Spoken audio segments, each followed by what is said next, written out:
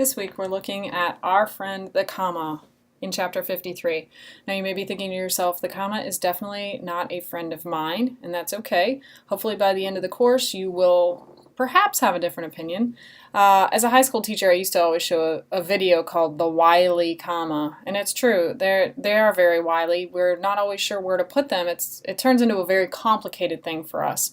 A lot of people shy away from commas, and some of you just want to pepper them all over your paper. So what do? Well, commas have four main causes, four main uses, four main applications within your writing. They separate, they enclose, they link, and then they have, just a conventional usage. So let's go through each of these. Commas that separate.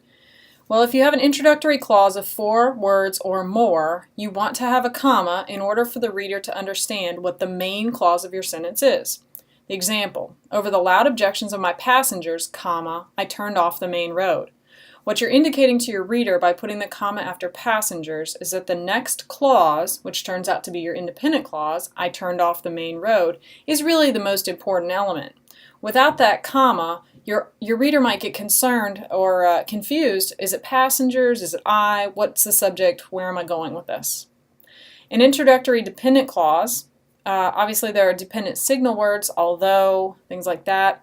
And really, truly, you could put this under the previous example because most of these dependent clauses have more than 4 words. Okay, so a lot of times that 4 or more words is going to kind of figure it out for you. This is very similar to the previous example. And the last one on this slide, between sentence clauses when additional thought is incidental, explanatory, or contrasting. Personally, I very rarely would write a sentence like this just because it doesn't necessarily make sense to me in my personal voice.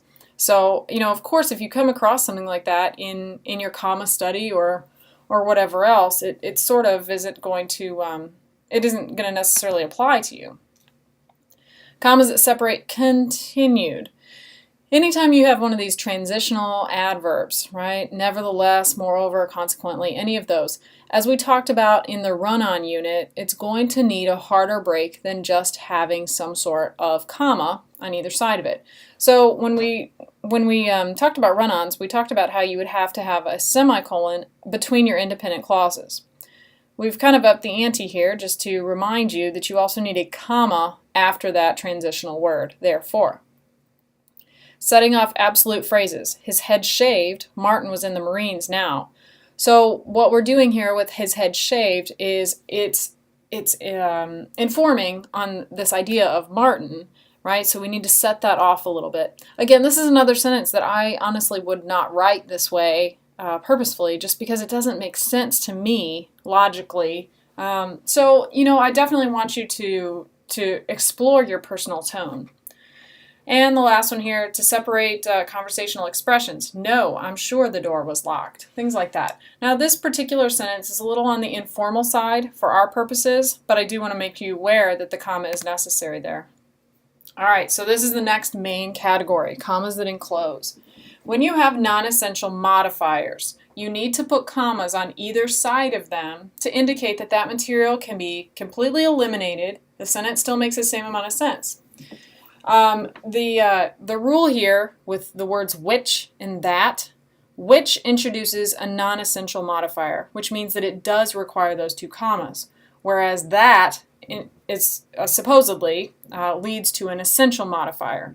So when you are working in Word and it tells you, oh, you use the word which, you need a comma before that.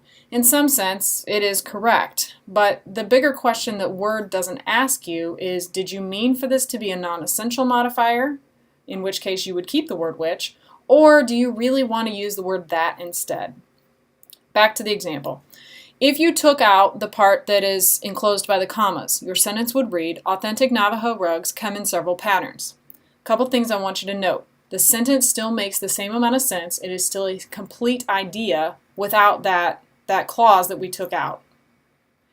The next one, also very similar. George Washington, comma, the first president of the United States, comma, served 2 full terms. Again, you could take that out. It still makes the same amount of sense. Interrupting words, the senators, it seemed, were eager for a filibuster.